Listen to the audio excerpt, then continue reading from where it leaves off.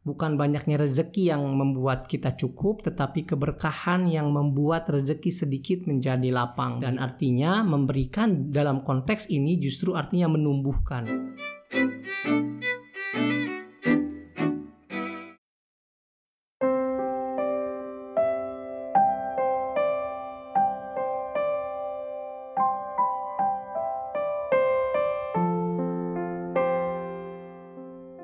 Assalamualaikum warahmatullahi wabarakatuh. Kawan-kawan sekalian, berjumpa lagi dengan saya Zezen Zainal Mutakin di dalam video The Comment.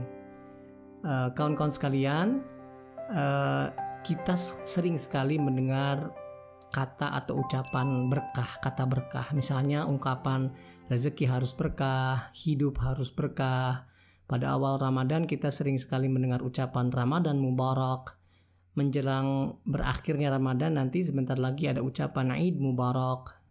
Setiap kita mengucapkan salam kepada kawan, kepada orang lain, kita juga senantiasa mendoakan agar orang-orang yang mendapatkan salam itu mendapatkan kedamaian, kasih sayang, dan juga keberkahan. Assalamualaikum warahmatullahi wabarakatuh, begitu. Namun karena kata itu terlalu sering kita dengar dan kita ucapkan, kadang-kadang kita kehilangan pemahaman dan makna dari istilah itu. Nah, kawan-kawan sekalian, berkah sebenarnya berasal dari kata barokah, ya, yang arti harfiahnya adalah sesuatu yang tetap atau sesuatu yang berlipat-lipat tumbuh, az-ziyadah, as-subut atau az-ziyadah.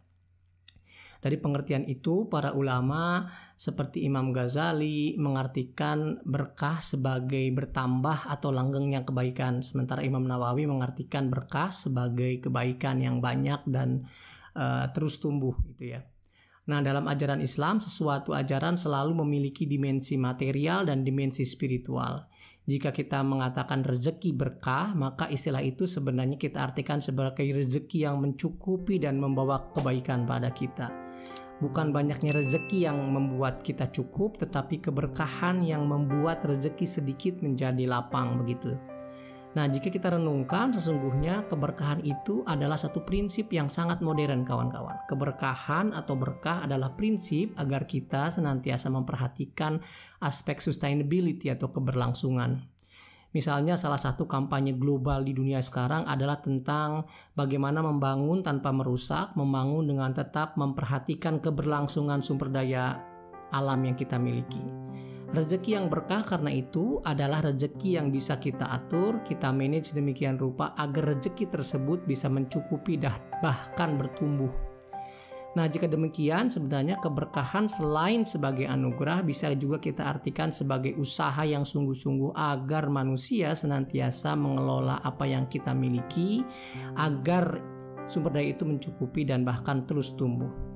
Dan dengan demikian, berkah itu adalah sesuatu yang harus diusahakan.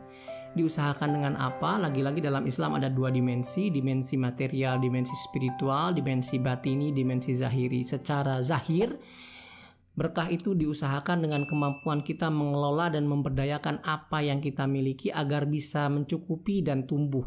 Ya, secara spiritual tentu ini kita bisa raih dengan bersyukur, dengan berdoa kepada Allah agar apa-apa yang kita dapatkan mendapatkan keberkahan atau mencukupi kehidupan kita. Salah satu contoh yang menarik ya untuk menggapai keberkahan itu adalah dalam rezeki, misalnya kita diwajibkan mengeluarkan apa yang kita miliki, ya. Jadi kalau kita hartanya mau berkah, kita diharuskan mengeluarkan zakat. Lebih jauh kita juga dianjurkan sedekah, infak, ya, wakaf dan lain-lain. Nah, sebenarnya bukankah dengan mengeluarkan itu kita seperti kehilangan, seperti kita kehilangan apa yang kita miliki? Sepertinya begitu, tapi dalam jangka panjang sebenarnya zakat, infak, sedekah justru adalah upaya menumbuhkan sumber daya yang kita miliki. Logikanya begini, kawan-kawan, ketika dalam kondisi krisis, pemerintah di banyak negara sering membuat kebijakan stimulus ekonomi. Di Amerika misalnya, orang-orang yang dianggap tidak mampu secara sistematis diberikan tunjangan setiap bulan oleh negara. Jumlahnya bisa sampai ribuan dolar per keluarga per bulan, begitu. Nah, kenapa negara rela menggelontorkan uang jutaan bahkan miliaran dolar untuk memberikannya secara cuma-cuma kepada kelompok-kelompok yang tidak mampu itu? Nah, alasannya tentu karena negara tahu, ekonom tahu bahwa dengan memberikan stimulus itu masyarakat yang tidak mampu akan memiliki sumber daya ekonomi yang lebih baik, daya beli yang lebih baik. Dan dengan demikian, dalam skala yang lebih besar, dalam skala makro, jika sebagian besar masyarakat memiliki kemampuan ekonomi yang lebih baik, ekonomi secara keseluruhan akan tumbuh dengan sehat. Dan jika demikian, uang yang digelontorkan itu, yang sepertinya dihilangkan itu sebenarnya berputar dan bahkan akan tumbuh berlipat-lipat di dalam kegiatan ekonomi yang sehat. Jika Anda berzakat, bersedekah, berinfak, seperti dalam analogi stimulus ekonomi tadi, maka sebenarnya kita sedang memberdayakan ekonomi di sekitar kita. Sedekah dan zakat adalah stimulus ekonomi individual yang diberikan dengan tujuan yang mulia dan besar, yaitu memberdayakan ekonomi secara keseluruhan di lingkungan kita. Jika lingkungan kita memiliki ketahanan ekonomi yang baik, memiliki kemampuan daya beli yang baik, maka sebenarnya kita akan bisa terus tumbuh dan berkelanjutan. Dan artinya memberikan dalam konteks ini justru artinya menumbuhkan. Itulah rahasia keberkahan. Dengan demikian kita memiliki keberlangsungan dari apa-apa yang kita miliki. Semoga renungan singkat ini memberikan manfaat dan mencerahkan. Mohon maaf atas kekurangannya. Terima kasih banyak. Assalamualaikum warahmatullahi wabarakatuh. Sampai jumpa.